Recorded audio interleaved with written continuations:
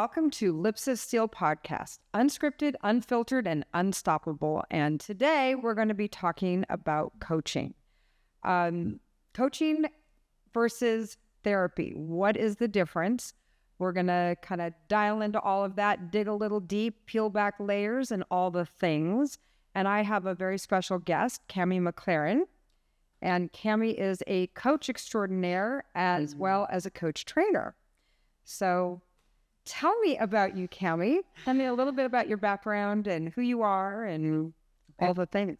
Thank you. Thank you for having me here. Yes, you're welcome. Thank you for coming. Yeah. This is awesome. This will be the first show of 2026. So I'm super excited about it. And Wow. I think starting off the new year, talking about coaching is kind of a cool thing. Yeah. Yeah. I'm Very, very good timing. good. I'm honored to be here. Excellent. So What can I say about me? Okay. I was a lawyer for a while. lawyer. All kinds of law. I was an independent contractor, so I worked with lots of different lawyers. I did a lot of employment law. Okay. And I went to a coach training program that was affiliated with some schools, and Which we can talk about that. Yeah. As that's how we met. that's how we met. Kind of how we got connected. Yep. Very special schools for very special kids. Very special schools. And yeah, so I met coaches through this program, and I just thought they were really cool. I just thought they knew a lot of things. They seemed to know how to do life in a way that like I didn't really experience from other people.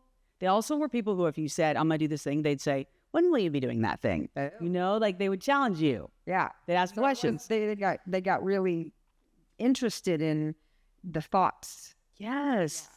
They were curious, and they would say like, why haven't you done it yet? Oh. And they just knew how to communicate. It was very cool. And so my sister and I went through this coach training program, and I just wanted to learn. And this was about coaching 25 years ago. Yeah. Well, I graduated in 2008. So whatever the math is on that. Okay. So I'd like to do that. I go to 2005. That's when she was born, and she's 20 now. So 17 years ago. Okay. Yeah. So I did that program, and a part of that program is coaching people from the outside of the program. Right. And I just fell in love with it because watching people change their lives in a really short period of time is phenomenal. Right. And so I came home and I was like, you know what? I'm going to stop practicing law. I want to be a coach. So not to get into numbers and stuff like that, but like you made a pretty major life change. Yeah. Kind of put on the brakes, signal to the left. Very much so. Okay. Yeah. And how was that to like change, like disrupt everything about your life? I mean, being a lawyer is no joke. I mean, like you went to school, you did a lot of training, Yeah. That's a big shift. Well, there's a few things. First off, I was married at the time, and my wife was very supportive of me. She was a lawyer also. And so, I had that, right? Because not everybody can just like jump into a new career. Right. And be like, I'm self-employed now. Yeah. Because being self-employed, there's often a gear up, to like making money. Okay. But also coaching is so different from lawyering, like it's such a deeper, like I think I like law because it was very cognitive and very logical, and there's a part of me that's very much that. Okay. But coaching is such more of a heart thing, So you weren't just shifting jobs. I mean, you were shifting complete mindset. 100%. Yeah. Okay. Yeah. So what was the draw? I mean, besides all that, what was that draw that, there's got to be like, was there something about lawyering that you didn't like or that you were like dissatisfied with? No. It was more just being so excited about watching people change their lives. Wow. And when I worked with them, so they went from, I worked with this one woman who said, has a big thing with anger. I just keep yelling at people. And we just talked about it. And, I was curious, and she created some practices, and like the whole thing changed for her. And I'm talking in like less than 12 weeks. Yeah. I'm not saying you can do that necessarily in 12 weeks. But it's possible. It happens. Okay. Yes. So, let's start with the basics. What is coaching? What is coaching? I'm going to give you the definition from our program. All right. It's the nutshell definition. That's right. Coaching is partnering with people in a way that is open, inquisitive, and challenging, so they are empowered to get the things that they say that they want. Oh, so you're not telling them what to do? I'm not telling them what to do. Oh, shoot. First thing people have to unlearn is the advice giving. Advice versus support. Curiosity, like being with people in a way that makes them curious about themselves, and it makes them wonder what's happening inside of them and what's motivating them to take certain actions, or making them not take certain actions. Right. The challenges, the opposite. Yeah. So coaching versus therapy. Yeah. Let's talk about the distinction between the two. Okay. Well, there's a few ways I could say it. One is that I think therapy is past focused, right? And coaching is more like here, now, and forward focused. And as a coach, I mean, I could jump right into all of that, and it's story versus action. Yeah. Yes. Right. Yes. I think my mom and I were just talking about the model of therapy, which is like you sit down. It's so weird after you've had coaching. So the model of coaching is, what would you like to coaching on today? What are you committed to getting out of this call today? And therapy, you sit down, they go, hey, how you doing? How you feeling today? And I'm like, there's not a thing that we're going to direct our attention toward. So yes, the model of how it's done. And some, to be fair, some therapists are more directed than that. But another distinction, I think, is that therapy is so much about healing. And I don't think coaching is about healing. You may heal through coaching, but it's not about that. One of the things that we say is changing the direction of your life. Yes. Moving forward. Yeah. Very goal-oriented. Yes, exactly. Okay. Exactly. Yeah. And I think one of the expressions, and I don't mean this in a harsh way, is so what, now what? No, I mean, that's the cool thing about therapy. It's like, it's not harsh, it's real. Yeah. It's like, let's get honest. Yeah. You mean about coaching? Yeah. No, I'm coach. So what now? Yeah. Great that you had a crappy life and you were like abused by your family. Not that. You didn't get the Barbie dream house, when you were 10 years old. Great. Now let's move on and see what you're going to do with this. Yeah. And if you have like significant trauma in your past, therapy is imperative, right? You're not going to get that through coaching. But what? Which is better? Which is better? Oh my gosh. They're both fantastic. I've had so much therapy in my life and so much coaching. I think they're both brilliant for what they're designed for. I think therapy's so good to help you dig into what's bothering you. And I think coaching's so great to say, like, what am I going to do about that? Right. I think they work really well together. And, I think there's some people, therapy, I feel like was almost just a thing for so long. Everybody was in therapy. And everyone was trying to lick their wounds and heal their inner child. And, and I think there's some good stuff there. You got to, sort through some of that stuff. Yeah. But coaching to me feels like it is the future of, people are not looking to sit in it anymore. They want to move. That's what it seems like. I don't think necessarily that therapy is like not the thing anymore, but I think coaching is getting very popular, like very popular. Like, yeah, we'll get to my program, but in our program, like people are like, there's just so much more what people know what coaching is. Right. And want to experience what it's like actually to have that skill set. Right. So with that, let's dig into the process of coaching. Yeah. Kind of let's demystify it. Okay. What does the process look like for somebody? Like people are probably wondering, like, okay, I know what therapy is because people have a history with that. Yeah. What is coaching and how do you go about the process? Yeah. So I want to make a distinction. There are trained coaches and there are untrained coaches. And because coaching is not regulated, you can call yourself a coach. Just nobody's going to get mad. I see that all the time. Yeah. And corporations are using the word a lot. A lot of MLM businesses, marketing businesses are calling their salespeople coaches. Yes. Noticed? Yes. And so it's like, it's okay, but it's confusing. And so when you ask me what is coaching, I'm going to say like trained coaching. The other distinction I would make is the International Coach Federation, the ICF, like has a certain standard, which coaches don't have to adhere to because again, it's not regulated. Right. But I think if you're looking for a distinction of the kind of coaching that you and I are talking about, You're looking for a program of some length that has some level of skill set and or one that's affiliated with the ICF. And then there's like a standard, like a common standard that people are meeting. So having said all that, what coaching looks like is, the way we do it is you go to a coach and you say, here's what I want. You get really, really clear on where you want to be in like 3 months. Okay. And then you sit down to meetings every week. Did you want to ask something? No, I was just thinking, like, I feel like almost like, well, yeah, I know that. I guess I feel like disclosure, I'm a coach. Right. And guess what? I was trained by you. Yep.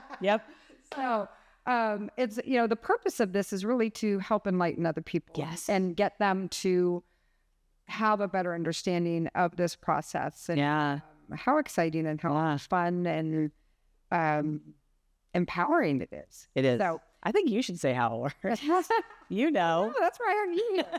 I know. So, okay, go on. So you have this is where I want to be in 3 months. And the thing is, it could be like more money, better relationship, happiness in some area. It spans the absolute spectrum of things, right? And then you sit with your coach every week and your coach will ask you, like, you got that thing for 3 months. What do you want today? Right. And then the process is pretty simple. It's very deep. We call that outcomes. Yes. What's the outcome you want today? Yeah. Which is, by the way, such a brilliant tool to use. What is your outcome from anything in your whole life? Right.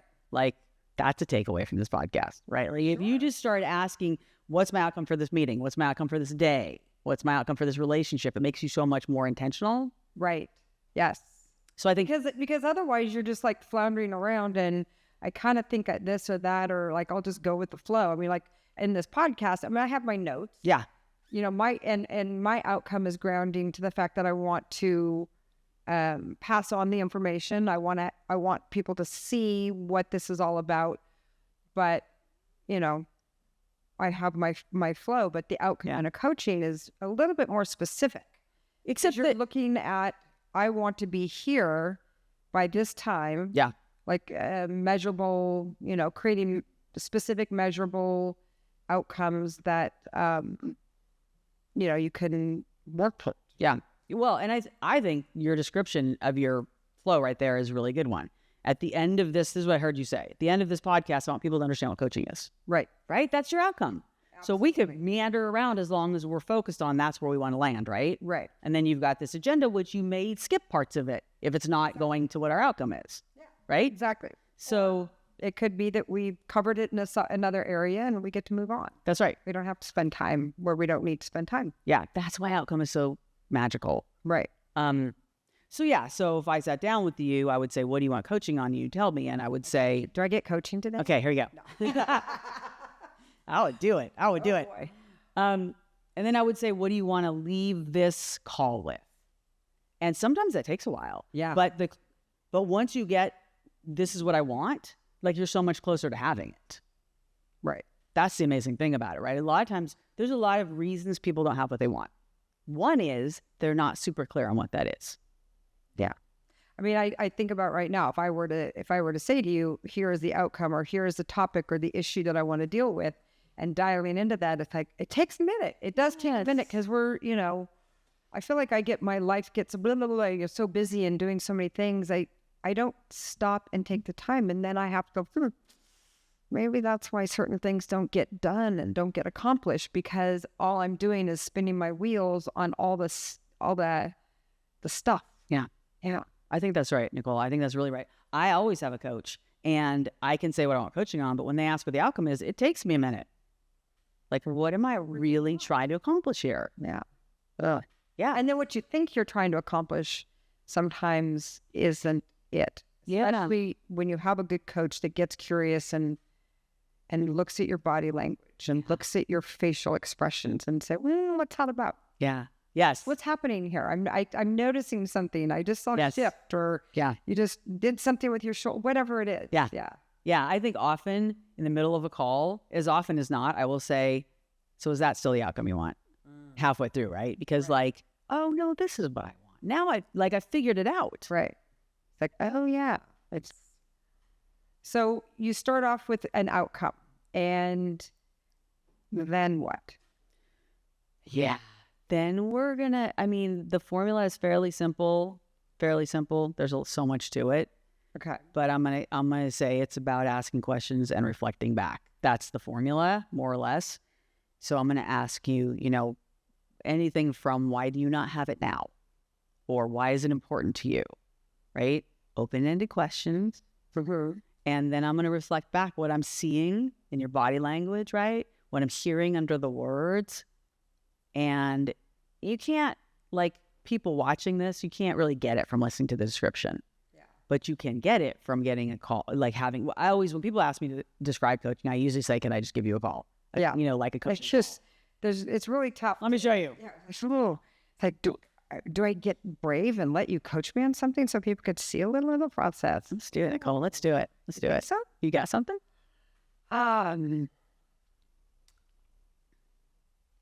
Let's see. What would I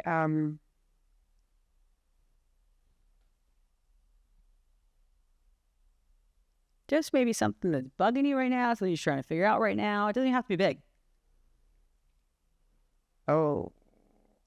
a business situation maybe. Okay. Yeah. Okay. Looking into, being jumping into a more development stuff, and I'm finding myself hesitating taking the big chances. Okay. One of the things we do in coaching, Nicole, as you may know, Yes. is create like a container, right, where this could work. So my question is, do I have permission to intervene with you if you start going down a story road? And explain what you mean by intervene, because that's a big part of this. It is. Yeah. It is. Well, we mean lots of things. We mean intervene in your thought process, in your belief system, Right. all of that, right?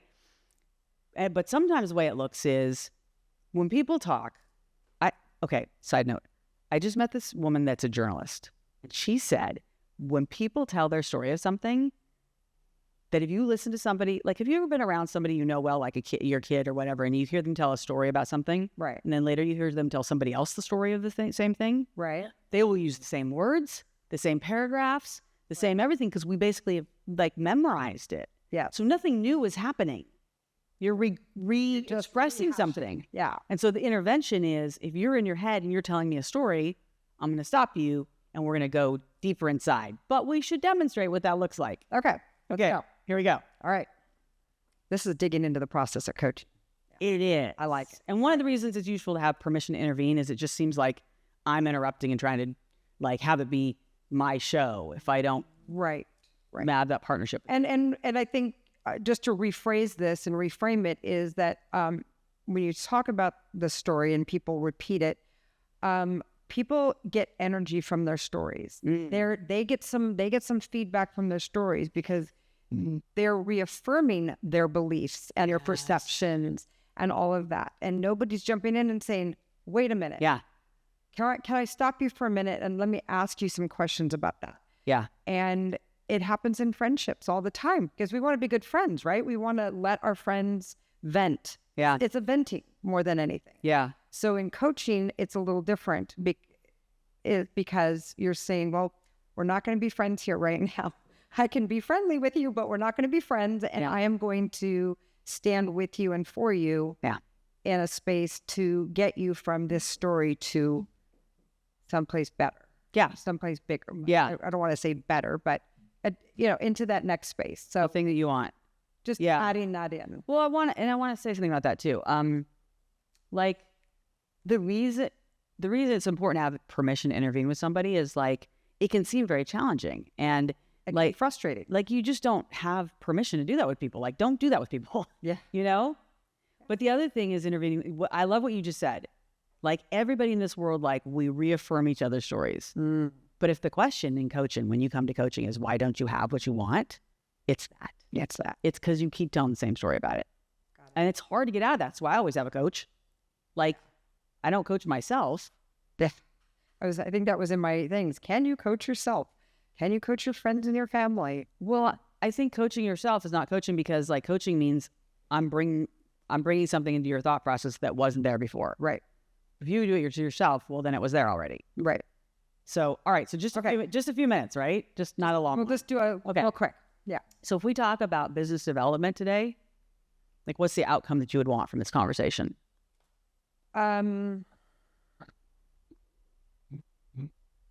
The outcome is tools to overcome the barriers that I put for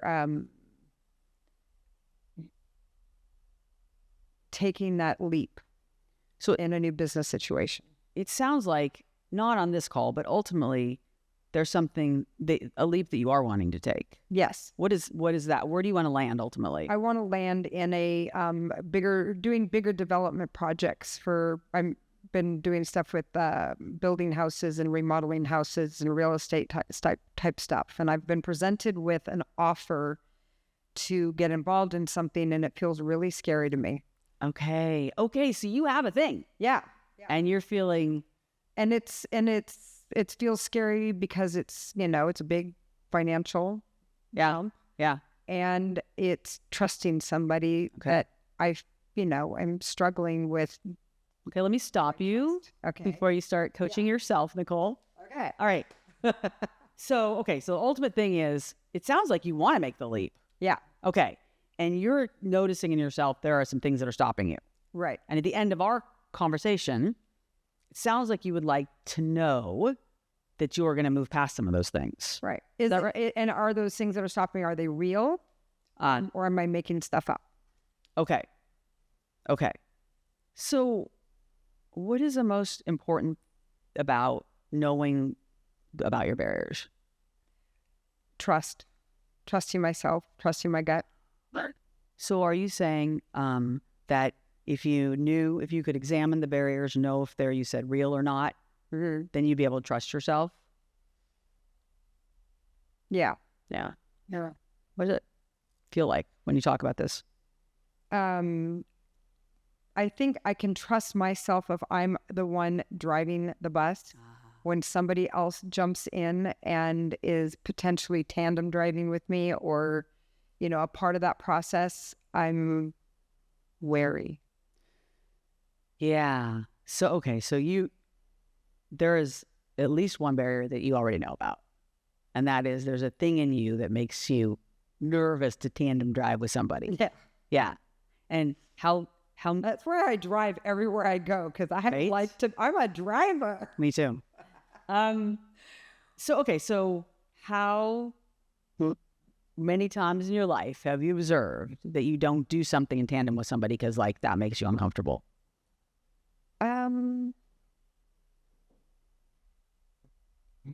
A lot, I guess. Okay, so it's pretty common. It's pretty common, yeah. And so you have more tendency to do it by yourself? I used to call myself the lone wolf. Yeah. But there's a thing you want, right, that you have to not be lone wolfy to do. Right. And I've challenged myself to do that. And when I do, I go, wow, look at the outcome. This is so cool. Yeah. But I've had the paradox of lone wolf and wolf pack. Okay. So, yeah. Yeah. So it sounds like there are things you get lone wolf, things you get wolf pack or tandem or whatever you want to call it. Yeah. And that you honestly seem ready to do the thing. And I'm wondering, what are you wondering about what's going to get you to do the thing?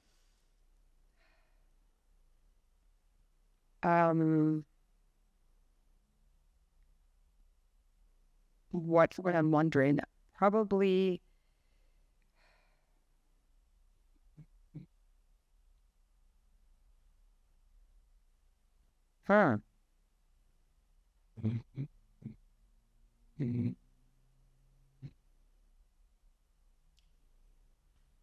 So I feel like I need more information about the situation, and I think it's a timing thing too. It's we're a couple of days before, we're doing this a couple of days before holidays. So let me just stop you with the mechanics of it. What are you wondering about yourself? I mean, it's what am I wondering about? Am I capable of seeing this through? Okay. What? Yeah. Am I capable of seeing this project through? What's making you wonder that? The big project. But what? It's in it, and it's seeing it through means it's a big win too. Okay. Yeah. And you have, so when we talk about trust, it seems like maybe there's a way in which you're not trusting yourself Yeah. to be able to do it. Yeah. Trusting myself to be making a good choice in this as well. Like, this is a good choice. This Okay. partnership, this... So there's a maybe sabotagey voice, we call it, right? Yeah. That's saying to you, like, you better make the right choice, Yeah. right? Like, there's a pressure on you to make the right choice. Yeah. Yeah. And if you took that voice and you put it over there in the other room, then how would you decide? Without the conversation of it better be right. I would probably stand up with my hands, like stand with my feet apart, my hands on my hips, and say, be that, my friends and I have a new term. It's called bright light bitch. Okay. Be that bright light bitch and shine. Yeah. So here's my question. Do it. And I very much a just do it. So it's like, stop dicking around. Yeah. And I told you we cuss sometimes. Yeah. Okay. No. So wait, I have a question. Yes. What would the bright light bitch do? She would say, get your information and gather your resources and get your shit together and do it. Let's go. Let's go. Let's go. Say, let's go. Let's go. I kept hearing let's go in my head. That's true. Yeah. Yeah. Let's go.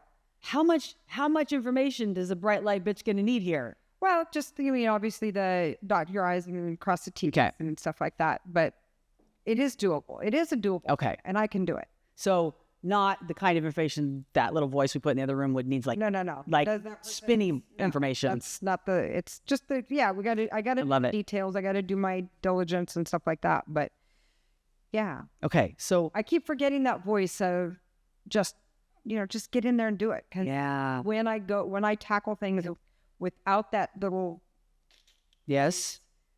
I do great things. I do amazing things. Yeah. So It seems like that when you get really analytical about stuff, that's a sign that you've gotten into that space of that Right. voice. oh yeah. Because that's really not you that much. I mean, I do analyze, but no, that analytical voice is what keeps me. Yeah. Yes. When you start. Yep. Okay. Couple questions to close out the coaching. Okay. What declaration are you making? Oh, my declaration is I'm going to get, I have a couple of people I need to contact to dot the I's and cross the T's. And I'm going to gather my resources and I'm going to schedule a call with this person for the day after Christmas, because it's almost Christmas. Friday. Yeah. For Friday. So I will schedule a call with him and review it, because we have about a week to make a decision. So Will you tell me when you've done I it? will. Okay. Yes. Okay. Yeah, I think that's good for oh wait, I know what I'm gonna ask you. Okay. What will happen if you start to get nervous again? What will you do if you start to get nervous? Is what I'm trying to ask. I mean, I'll just remind myself I'm a bright light bitch. Do the stand. Bright light bitch. Yeah. There's a lot to be said, right? And you know that we do a lot of this in coaching. Yes. Neuro-linguistic programming, Right. right? And physical anchors, and like your brain really responds to that. Yeah. Like I see it. Your whole affect changes when you do it. Yeah. Yeah.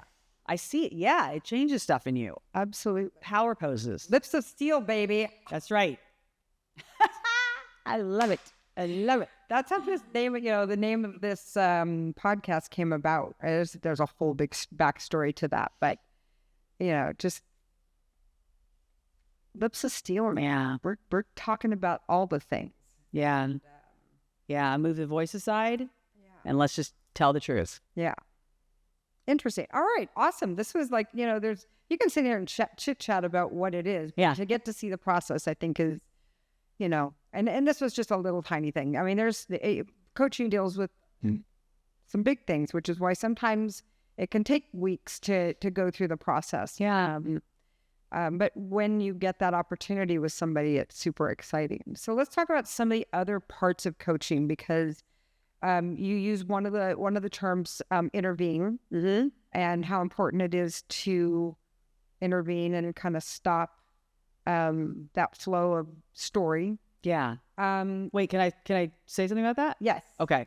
Sorry. That was interrupting. No, That was not intervening. no, that's okay. Okay. But I I said no. Then I wouldn't do it.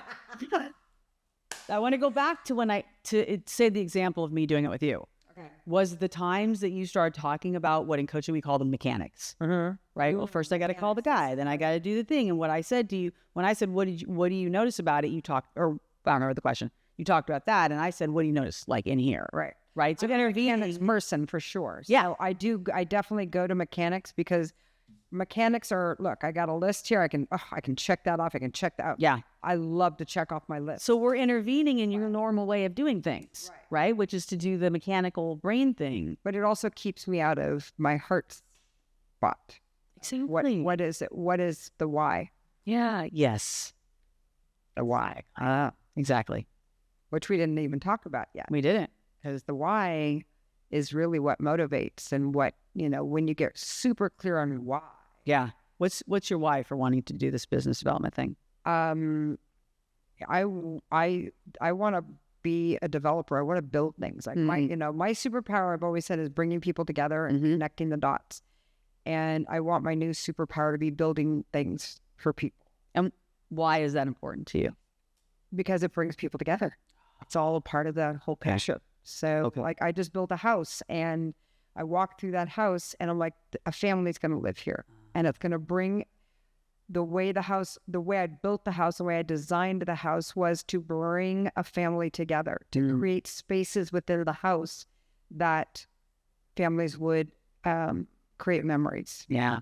And I can see just like the change in your face when you start talking about bringing people together. Yes, that's the why. Yeah, that's my why. So taking it to the next level now and to I'm looking at building developments, like multiple houses in a neighborhood and stuff like that. Yeah. It's like a very, very big,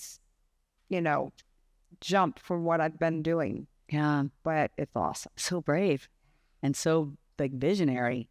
So cool. Yeah. Yeah. I love that. So, okay, you're going to talk about intervening though. Or, you did. You got that part. Yeah. Okay. Moving to the next thing. A couple other words, feedback and accountability. Okay.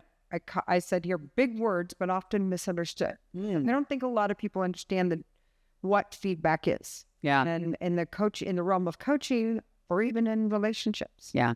Well, let's call it in the realm of coaching so that I can speak to what I know about, not everything else about feedback in the world. Right. In the realm of coaching, we say that feedback is a mirror. That essentially, when I teach feedback, I start by saying to people like you're sitting, your legs are crossed. You're sitting at this desk. Like, what if you held up a mirror to somebody? What would you actually see? And it's so valuable in the context of coaching to say, like I said to you, I could see your face gets excited when you talk about that. That's feedback. Right. Right. Like I noticed this thing about you. And so there's so many things that you could notice about a person because people can't see themselves. Right. Right? Like we just can't. And so you need somebody else to say, here's what I noticed about what's happening with you. It may be right or may just be their perception. But the way that we're trained is to really like observe the things that maybe are getting in people's way or the way that they're acting toward it or anything like that. Right. And the other word is accountability. Yeah. That's a big word that gets thrown around a lot. Be accountable. Yeah. Be accountable to your actions. Yeah. But what does the accountability mean in a coaching relationship? Yeah. Yeah. I think it's very different in coaching. And in our program, I think it's one of the things that's hardest to teach people because people come from the outside world with like, who's accountable? Not me. Like nobody wants to be that guy because out in the corporate world or maybe all the world, it's about blame. Yeah. Like who fucked up? Like, who did the thing that like we now need to go fix? Yeah. Light is on the line. I think that you just said the word. Yeah. Because blame. Yes. And I think what clients learn from us, and certainly like in the coach training program, by the end, what we learn is like, how do you take that off and say, what happens when you own your results is what we say, own your results, right? Like, so classic example, I think the most classic is like, you're late. Yes. Can you say, I was late and here's what I'm going to change going forward? Or are you going to say, let me tell you all about the traffic today? And the problem with that is you don't learn stuff if you point at the traffic. Right. We call that your victim story. Like the opposite of accountability is I'm a victim to the circumstances. Right. And Stephen Covey has this great quote. He says, that when you blame the circumstances, you give them control over you. So if I tell you I was late because of the traffic, here's what I'm really saying. In the future, I will be on time if the traffic cooperates. Oh. Yeah.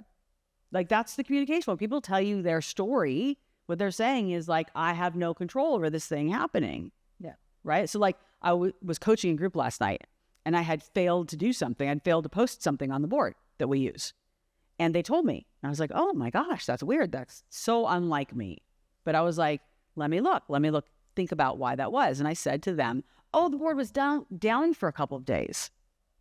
And then I stopped and I said, okay, so this is me sifting through to get the learning. Because if I stop there, it's a story about how the board malfunction made it so I couldn't keep my agreement. And what I said was, here's what I learned. When I went to post it and I couldn't, I did not make a note to myself to come back to it. And I've thought, I'll just remember that. Right? Which I do a lot. And guess what? I don't remember things unless I write them down. Right? So I had the value of it is A, it builds trust with them, but B, like, I learned something. And now I'm going to write things down, and I'm going to stop having this pattern going forward. And that's the whole point of accountability. Right. Learn about why you did the thing that didn't get you the result, so next time you can. So we teach this to leaders also in organizations, because this is the biggest challenge with employees. A, making it okay for them to own the mistakes, and B, helping them like learn from their mistakes. Well, you used another word in there, was agreement. Yeah. And, we function in our society, in our world, based on agreements, whether we know it or not. That's what it's all about. We've made an agreement to come here and film this podcast, and we set a time and an expectation, and so we have that agreement. And did we start right at 3:00? No. But, we were here ready to go. And I think people don't understand that it's like, to be accountable, I have to do everything exactly. They don't realize you can renegotiate. Yeah. You can, circumstances can change. There's, if there is traffic, be accountable to that. I didn't plan well today for the possibility of traffic. Exactly. I didn't leave enough time. So I'm not going to make it. I'd like to renegotiate with you about my arrival time, or about whatever the expectations are. Yeah. And that is accountability, and what you said, it builds trust. Yes. Because if you have we all have people in our lives that say one thing and do another. Yeah. So there's so many distinctions in what you just said. One, it's like this small little distinction, but you didn't say because the traffic was bad. You said because I didn't plan for bad traffic. Yeah. Because we're in LA, man. I mean, traffic's bad. Like, people make the same mistake over and over, right? I've studied a lot on why people are late to things. This is actually funny, and maybe a side note away from coaching, but apparently there's a psychology that has people who are chronically late, who has them remember like the one time it all worked out perfectly. It takes me 10 minutes to get there, because that one time when all the lights were green, it took me 10 minutes. That's never going to happen again, but that's the event that I'm remembering. Yeah. Right? Instead of, if you would say like, oh, it normally takes me 15 minutes. And I am not telling myself that, right? Then you can look at yourself and what is the thing that you're doing inside your own head.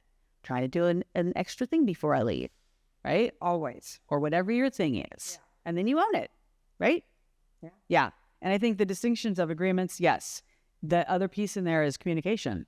Like, so many people, when they're not going to keep an agreement, they don't tell anybody. They just fly under the radar, right? But you're talking about somebody's not going to know. Calling. Yes. People notice. And then they notice when you don't say anything. Yeah. Yeah. And then I think there was another one, but I can't remember it now. So can't remember. Trust. Yeah, it definitely builds trust to communicate with people about your agreements and the agreements you're making, and if you're not going to keep them. And having that relationship with somebody where you can say that. Yeah. And coaching, as someone who's been through coach training and has coached other people, I mean, the problem is people think that just because you had the training, or just because you're, a certain person or whatever, that you have to always do it right. Yeah. And like you just said, you had a situation where things didn't flow and you had to be accountable to your people. And, And the vulnerability of accountability is so good, because when people can see that you're willing to get vulnerable about the fact that you're not a perfect human being, Yeah. and you don't get everything right, Yeah. it's like if everyone just goes, oh, okay. Yeah. Totally. It's not like we're not all having to operate way up here. Yeah. We get to fail sometimes, and we get to say, wow, I fucked that up. Yeah. Fucked that up good. Yeah. And then, we get to talk about it and plan better for the next time. Yep. Yeah. And I think when I first start teaching accountability, I say to people, what is accountability? And a lot of people say, keeping all your agreements. And I'm like, good luck to you. Yeah. A, all the agreements. that's not it. And B, that's what I wanted to say earlier. You said we make a lot of agreements whether we know it or not. And it's really valuable to start to, in coach training, we do a promise log where you track all your agreements. Yeah. Because so many things happen. Like, I made an agreement. I didn't know it was an agreement. If I say to you, could you get me coffee on the way in, and you forget and you think, oh, it's just a little agreement. It's not a little agreement. It's a little consequence, but it still affected our trust. Right. Right? So like, it is so valuable to understand where you're making agreements and get, become conscious of that. And it's, I do a lot, my coaching is a lot around parenting, and where agreements, parents don't realize that they make agreements with their kids, and they do it like so off the cuff so unconsciously, that they wonder why their kids are like all over the place, because they don't know where to land, because the parents are just, they throw stuff out there that, we're going to do this. And kids are like, okay, we're doing this. This is going to be the thing. And then it doesn't happen, or it doesn't happen when they say. And it happens in every relationship. Yeah. I read this thing that I thought was so interesting when I was a younger parent that said, if you tell your child that they will lose something for breaking an agreement, you better take it away. Yes. But what happens is I'm going to include myself in this. We're like, oh my God, but he's so sad, Yes. But the thing is, what I read was that makes them stop trusting you. Yes. When you don't give them the consequence you promised them. And I was blown away. Yeah. Oh, that's true, right? Mean what you say what you mean. Even if it's bad, even if it's, I have to enforce a thing that I told you I was going to enforce. Right. Or own it and say, I said I was going to give you this consequence. Right now I'm too darned exhausted to. Yeah. Yes. Because, that is, so my kids, I have my older kids, and then there was a 15-and-a-half-year gap in the youngest one. My youngest one gets all the benefits, or I don't know if she calls it benefits, of all of the lessons I learned with my older kids. And then, of course, all the coaching and all the trainings that I've done. And I remember when my older kids, it's like I really had to be very conscious and aware that if I said that, I had to, if it was something that caused me to physically get up, I could be as exhausted as I'll get out, but I had to physically get myself up and go do the thing because I said I would. Yeah. And if I said, if you do that one more time, I'm going to do this, then I had to do that. And, move them to the other room or physically separate them or whatever the case might be. And that's exhausting. Yeah. As a parent. Yeah. Because you have to follow through. Yeah. Well, I think because I think in parenting, there's a lot of like the threat is going to do it, but the threat is going to do nothing if you don't like fulfill the consequence. So I think one time is all it takes. That's right. One time. You know what that's called? Don't follow through. That's all a kid needs to. That's right. And then they go like this. They put it into overdrive and they put the pressure on, and now they know where to get you. Yeah. Yeah. They found your weak spot. It's the same with slot machines and training animals. It's called the law of random rewards. Yeah. And your brain knows it happened one time. Yeah. It could happen again. Yep. I don't know when. Might not be today, but I'm going to keep asking. Yeah. It's like golf too. Really? Just like that. Is it? You hit a good shot and you're like, yes, I am the greatest. This is the greatest game on the planet. I'm going to go spend $3,000 on clubs. I'm awesome at this. And new outfits and the whole thing. And then, if you hit a few crappy shots, screw this game. I hate this, Yeah. I say it's just like a slot machine. Same Yeah. thing. Yes. Yeah. That's how they keep you coming back, man. Every now and then you get a payout. You don't know when it's coming.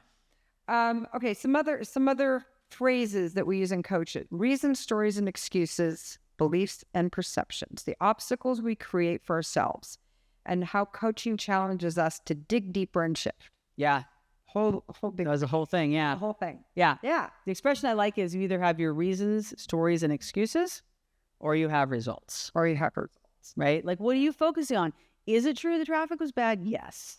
But if I focus my attention on the traffic being bad, I'm not focused on my result, which is I'd like to be there on time. Right. Right. So I think when we encourage people to focus on the thing they want and set aside the comfort zone of all the reasons they don't have it. Yeah. Right. Because that's right. That is right. There's like, it's true that these things are in my way, but it's also true that there are ways around it. And if we focus on the things in the way, we could be that thing that humans like so much, which is right. Yeah. Yes, I was right. It is really hard for me and I can't change it. Well, okay.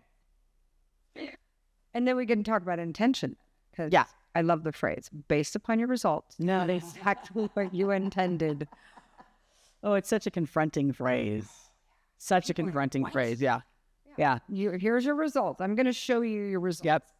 So this is what you intended. You intended to show up 20 minutes late to your own wedding. I don't know.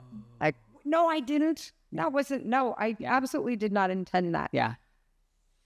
Based on your results. Yeah. I would use that in a very specific way. First off, what I've learned is that people use the word intention. The dictionary definition of intention is the opposite of how we use it. Right. The word means plan. My intention is to be there on time. So you got to be very careful when non-coaches use that word because they don't mean what you mean. Yes. I think for me, based on results, that expression it's a tool for learning. Yeah. Right? Like I think there's a lot of tools for learning. Like everything happens for a reason. Like that's a sucky way to live if like somebody just died, right? Or something like, you don't want to take it as like a law of gravity. It's a way to learn.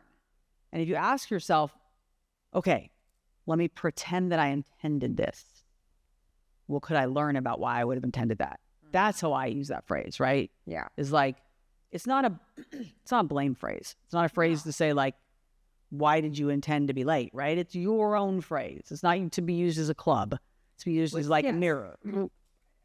Yes, it's not when you said a club. I think that's important. It's not meant to cause you pain. It's meant to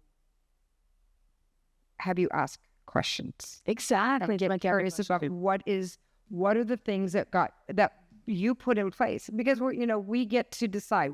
Every step we take, we make a conscious decision to step this way or that way or that way. Yeah. So if that's true, then we get to go and dissect all the before. Yeah. Right?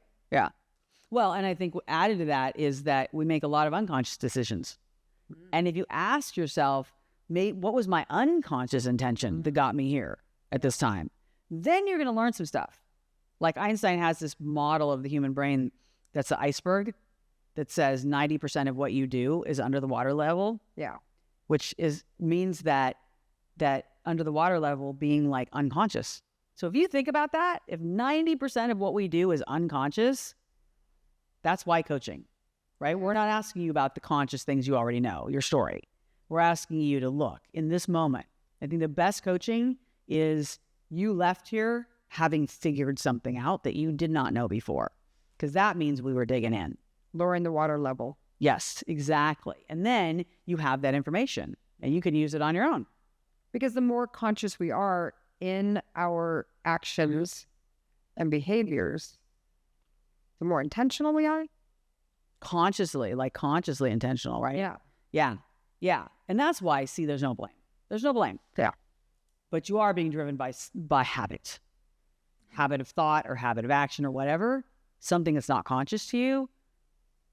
What might that be? Yeah.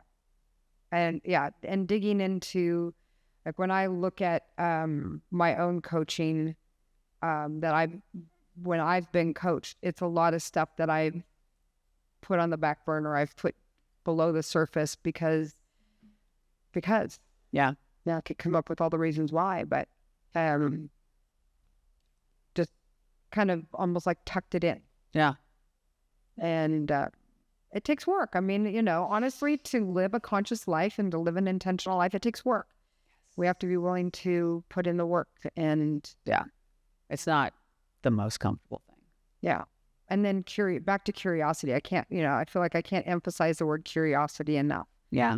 Because, you know, I just with a friend of mine and dealing with some stuff going on and some family dynamics. And she was asking for advice about how to deal with it. And because she's looking at a situation where there's, you know, these family dynamics are run pretty deep. And you know, hurtful stuff is happening. And I said, one thing I would offer to you is just stay very curious with her and be curious about what's going on with her as she's processing it, because she's floundering, she's lost, and just, you know, just stay in that curious space with her, because that's going to help her to process her emotions and her stuff that's going on with it. So why does curiosity work? Oh, I think first we have to talk about what is curiosity, right? Like curiosity is a way of being, right? What it means is like it could be certain questions, but it's more about like, where am I coming from? Am I genuinely wondering about you? Yeah. Because in the moment in like a coaching call, for example, that I go, oh, I know where this is going. Now I'm done. Right? Like now I cannot coach you because I've decided, I've figured you out and figured out. Yeah.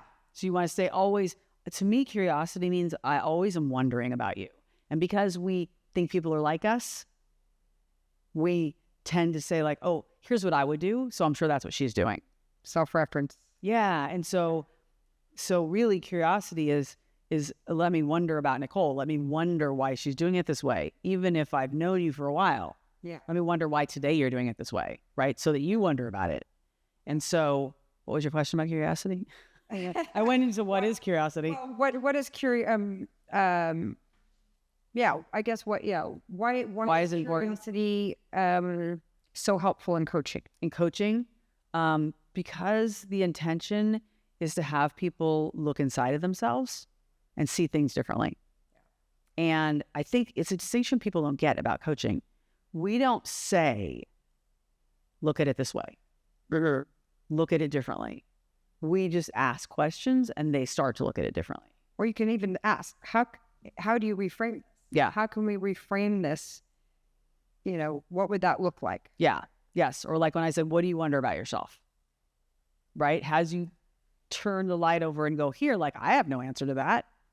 Yeah. Right? So we're giving all the agency to the client to look inside, but that only happens if we're curious, because if not, then I'm the coach. Now I'm guiding you because you've agreed to be the client. So if I say like, let's go over here, you're going to go over there. Yeah. So if I stop being curious, I'm going to tell you where to go. And then it's my agenda. Yeah. And then it may or may not be where they need to be. Yeah. Where you think they need to be. That's a hard thing to learn. Yeah. Most people think they know other people's answers. Right. Most people. I've actually had that in a coaching relationship with somebody, and I said, I actually had to own, and I'm going to jump out of a coaching thing, and I'm going to throw something out there at you to see where this lands. Tell me where this lands. And this person is actually taking a pathway, but you know, sometimes that's appropriate, I think, to, you know, here's what I'm seeing right now, and you know, and then have them reflect back. But I feel like it's a very rare occasion when those type of things, you know, in a coaching relationship come up. Yeah. Well, and I think what's appropriate is that you said, I'm going to not be coaching you for a second. Right. Right. And just like name it. Yeah. So coaching is not, it's not a formula, really. No, not at all. Oh my God, not at all. It's a way of being with people. So all this stuff about coaching, I'm going to, because you shifted again. You did another shift. Yeah. And you said one day, okay, coaching is great, but now I want to train other coaches. Yeah. And you decided to create this amazing curriculum and program to bring more coaches out there because we need them. Yeah, we do. And I have to say, you know, in your little notes to this podcast, you can reference back to my mom's podcast. Yes. Because the truth of the matter is, I was happily coaching people, and my mother came to me one day at the age of 80 and said to me, this is a pattern in your family, I've noticed. Well, it's a pattern with her for sure. Well, to shift and to make big shifts. Yes. Oh my God. And so she said to me, would you train me to be a coach? And I was like, who am I? Sabotaging voice. So much sabotaging voice. Who am I to do that? And then I sat down, I thought about it, and I was like, okay, just maybe just you. And weirdly, just to jump in here real quick, but she could have gone to the program that you went to. She could have gone to all these other things. Yeah. She came to you. It's a good point. And went, it's a good point. Challenge. Yeah, it's a good point. And I believe that universe, or whoever we call that thing, that lines shit up because it brought me two other people like 2 weeks later who said to me, have you ever thought of creating a coaching program? One, my friend Allie Goff, who is the owner of Great Ideas and also very stretchy ideas. And I said, wow, that's weird. My mom wants me to do that too. So I started looking at developing a program, and we started in January of 2019, and we had 10 people the first year. And we just had a deal. Like, I'm going to build this as we go, and you're going to offer me feedback. And I built this program. And at the end, I was just going to do it 1 year. And at the end, I was like, oh, it was like what I just told you about when I coached people in the program. Yeah. And it was so life-changing for me to watch them that I wanted to keep doing it. It was the same thing. Because here's the thing. If I'm like lit up by people changing their lives, imagine how lit up I am by like, now I've trained 20 people and all the lives are going to change that they touch, right? Like, it's just an amazing thing. It's just a light that grows. Right? Because you recently have sent me your own clients, and when they speak about you and they speak about what they've changed in their life, I'm like, I don't even know. But look, she's out there doing this work because she went through this program with me. Like, that's amazing. I was in a class too. You were. Yeah. You were in the COVID year. And the COVID year, which was something. Its own challenge, which is interesting because I've shared with you, I was very resistant to coach training. Yeah. And it was your mom who called me, and many people before her had called me, and, being a nurse and teaching and doing all the things that I've done, they're like, you're a natural coach. I'm like, I'm not going to be a coach. I don't know. But I had all these stories about being a coach, and your mom got in, and she, as she does, a very good coach.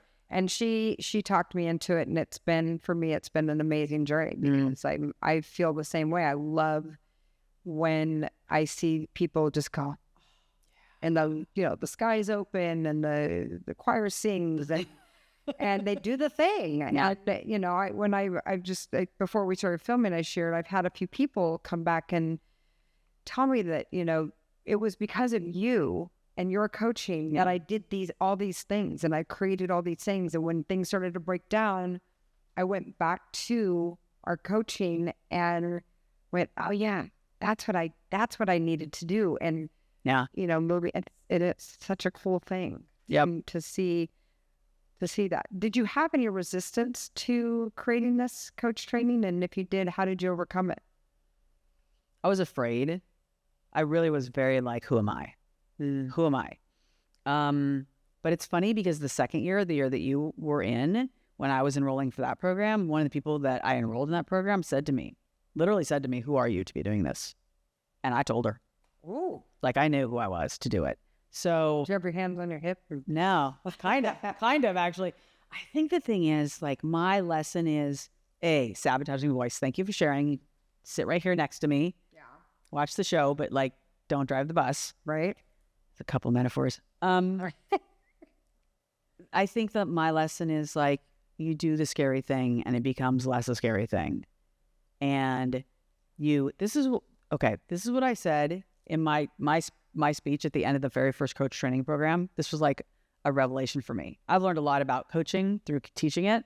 Right. If you have to learn a lot about a thing when you teach it, people come because they want something, but what they leave with is the realization that they are the person who could have it. So that's what it makes me think when you say your people came back to you. Yeah. They came back and what they said was, the first time I was here, I didn't think I was that person, but I realized I was that person. Yeah. Right. And that you take with you for the rest of your life. Right. And that's some magic. And I think what the reason I could say this to the next year's person, this is who I am to be able to do it, is because I realized I was that person. I think a lot of times in coaching, our challenge to people is do the thing that scares you. Right. You don't have to start to believe it. You could just do it. You don't have to believe a thing to do the thing. Yes. And then you do it and then you realize, oh, that is who I am. Right. I am the person who can do that. Right. Does that answer your question? Absolutely. Okay. No, it's so funny. I'm like you're talking about coaching, but I think about some of the things that I've accomplished over the last couple of years, and it's that same feeling, it's, well, who am I to be building a house? Yeah. Who are you not to? That's right. And by the way, I just did. So obviously that's who you are. Me. That's who you are. I am a home builder. I'm a home designer and a home builder. Yeah. I was in a coaching group one time and one of the members said, I really wish I was a runner. I really want to be a runner, but I'm not a runner. And then she reported later in the hour how she had run that week. And one of the people in the group said, apparently you're a runner. Yeah. Like she hadn't gotten the memo. Yeah. Right? But she, like, but what was her perception of what it meant to be a runner? I know. Yeah. Well, and I think we don't see the great stuff we do. I think we go, well, when it hits like this level of competency or whatever, then I'm going to be there. Yes. But we don't see, that's again why coaching and reflection is so great, feedback. Right. Because people will come to calls with me and go like, I didn't do any of the things that I said I would do. Yeah. And then I go, well, what did you do? And then they list like 4 of the things, right? Because we just discount all the great stuff we do. I mean, we've seen exercises, and we've done this in the coach training, is talk about, all the positive things of yourself. I'm trying to remember that exercise. And then the negative, remind me, what was that exercise where you could, there was this the positive talk and then the negative talk, and how easy it was to put yourself down. Yeah. But to talk about the positive. Yeah, our brains are wired. We have a negativity bias. So our brains are wired to look for what's wrong. Right. And so, yeah, because somebody could tell you, like you could go to work and somebody could tell you like 10 things you did great. And you'd be like, all right, okay. And then if you go to bed that night, you'd be like, oh, but there's that one thing they said it wasn't a big thing, but like, it's a huge thing to me. Yeah. Right? We're very focused on the negative. But like that also messes with your confidence, messes with your ability to get things. So knowing that about your neurology, then you can start to shift to like, okay, let me force myself to write down all the things I did today that were useful to me. Right. It's and it can become it can become a bad habit as well. Yeah. Yes. Is the constantly putting yourself down and constantly focusing on those negative things and the less than. Yeah. Yes, very much so. Yeah. Yeah. So with all of this, anybody out there that's, watching, listening, and they're hearing all about coaching and they're hearing about becoming a coach. Yeah. So maybe they're saying, I want to do that. Yeah. I've got all these life experiences and, people come to me for advice well, that's not what they're there for. That's not what coaches do. But, what makes a good coach?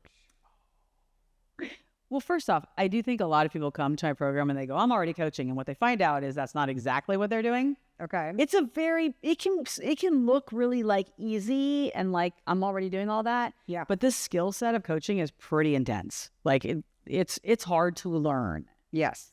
You do need to learn. There is a learning curve. Yeah. Very much so. 100%. For everybody. I've never seen any. There's a constant need to reinforce that learning curve. Yeah. Because it's easy to fall back into what you knew. Yeah. Yes, exactly. We do a lot of feedback in our program. Yeah. Yeah. So I would say, honestly, I think what makes a great coach, if you're talking about before you go into a program, because what makes a great coach at the end of it is that you have learned to be curious and all those things. Right. Coming into a program, I think if you're a person who is open to learning, who is really curious about yourself and really curious about other people, who has like a heart of, really want to contribute to other people. Those are usually the people who get really attracted to this work. Okay. Because you want to be someone who can be of value to other people who want something in their lives and can help them figure out how to get those things. Like those, I think, are the people who are the most, they come in and they're like, yep, I'm right where I'm supposed to be. Okay. And what is coach training? You have a program, so it's McLaren. The program is called Transformative Coaching Essentials. Okay. Yeah, through McLaren Coaching. Okay. Transformative Coaching Essentials, and you have a website. I do. McLarencoaching.com. McLarencoaching.com.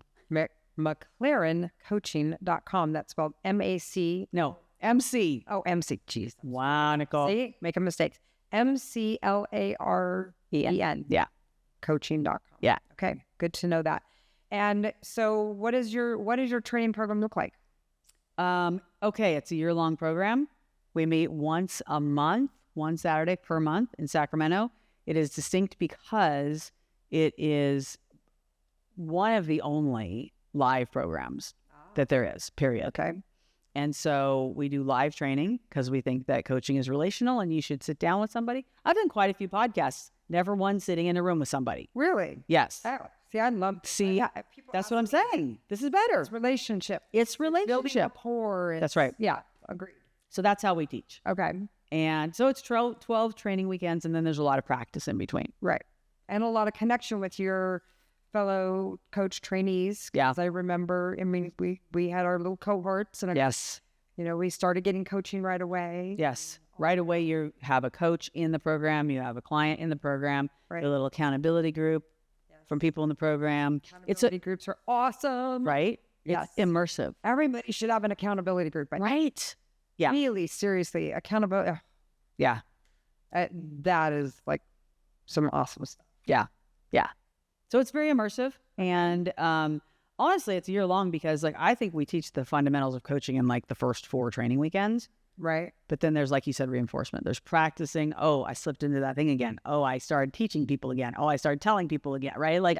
Until at the end, you have such a level of competency that people come out far beyond what the ICF requires for credentialing. Well, in my experience of the coaching program was, like you said, the first 4 weeks were probably, you're building your basic toolbox, the ones, all the go-tos, and then you got all your specialty tools. Oh, so many specialty tools. So, you were getting to, work with all kinds of other things, brought in through our reading, brought in through, different concepts. And it just, you walked out of there carrying a lot.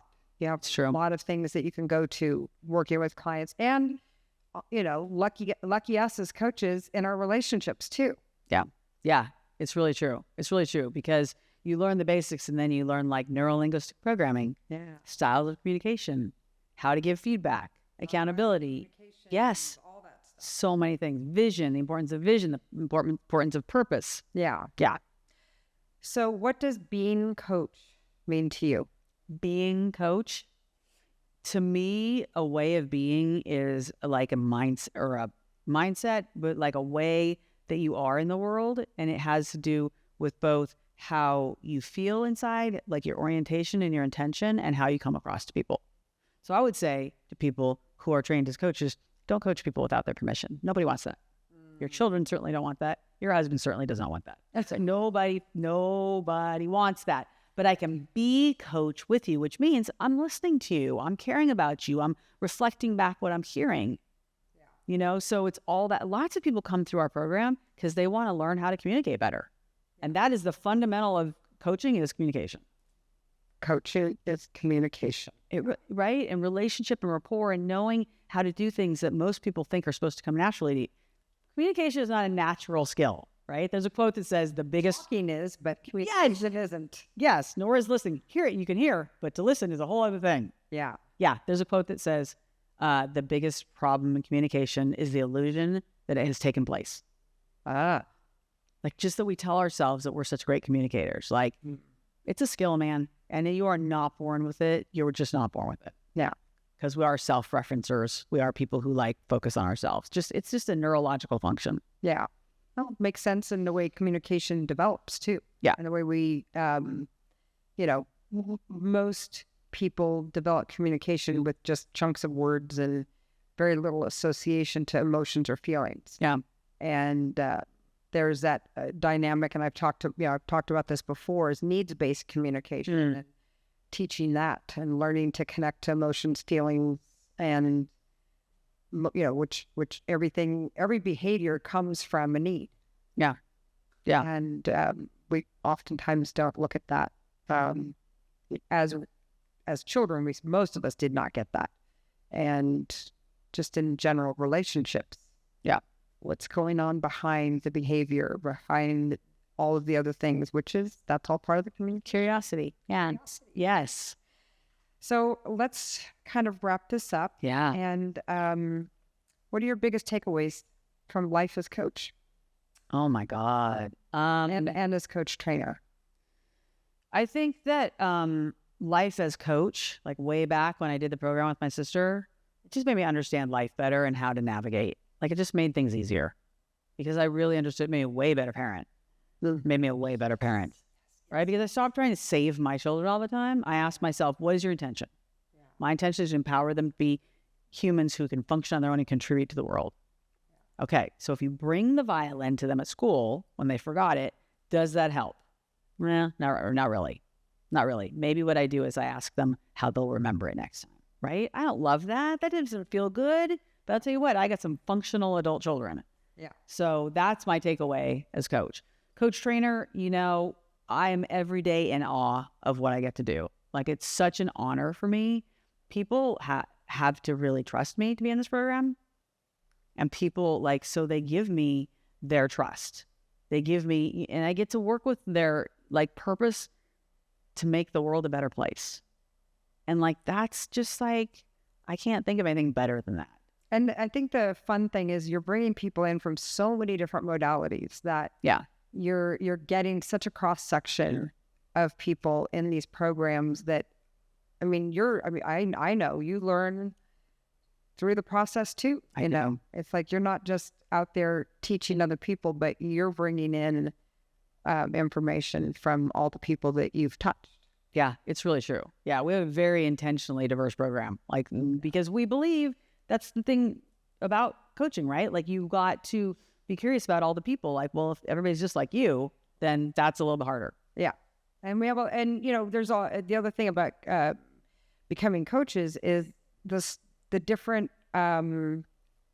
niche that people choose. Yeah. I remember we talked about, everyone was kind of trying to figure out what is my niche based upon what I'm either good at or what I know or where I can have the most impact. Yeah. And you've worked with lawyers, and your mom's worked in a population with dynamic aging, and mine tends to be family-based and a little bit with addiction and stuff like that. So, just from family experiences that I've had. So it's, there's so many needs for coaches in so many different areas. So true. And I encourage, I think just to kind of, again, wrap up is anybody that is watching and listening to this, and if you are doing some searching about what you want to do in your life, and you've ever thought about being a coach, there is something that you have to offer. That there is a group of people out there that are going to get something out of that. So contact Cami and get into her program. Your program starts for this year in February. Yep, February 7th. And I know somebody that's actually going to start the program. She's very excited about it. You do. Very excited. Yeah. And wait, can I say something about what you just said about, because what you just said reminds me of this. The niche that people choose is usually something they've been through, right? People that they really want to empower. And this is what I would say is, if you are that person and you don't become the coach, who's going to empower those people? Right. Do you know what I mean? Who is going to work with those people if it's not you? Yeah. Right? Because not everybody's going to come to me. They're going to go to the person who's been through the thing. Right. So that's why I think it's so important that we have a broad reach. Yes. Yeah. Absolutely. So good. Thank you so much. Thank this you. was freaking awesome. I love talking about this. And, again, it's so appropriate for us to be talking about coaching because everybody's looking at making New Year's resolutions and, they're going to change their lives. But really what is going to change your lives is to get intentional about it and getting that support. And, you know, whether it is you are looking to make big or little changes in your life, find a coach. Yeah. Find somebody that can stand with you, stand beside you to get you to the and get you to the outcomes that you're trying to create in your life. And, you know, if you're at another part of your life and you're ready to step in and be that person, get into a coaching program, find a place, a live program. I 100% agree is the best way to go, and get into something and go out there and be the change. Yeah. And be the change out there, and be with the people that really need us. So thank you. Thank you, Nicole. What a blast to do this with you today. All right. Well, this is Lips of Steel podcast, and thank you for joining us. And please comment in the comment section. Let us know what it is that you enjoyed about this podcast and what you've learned and what more you'd like to hear from us. So happy New Year. Happy 2026. And we'll see you next time. Yay.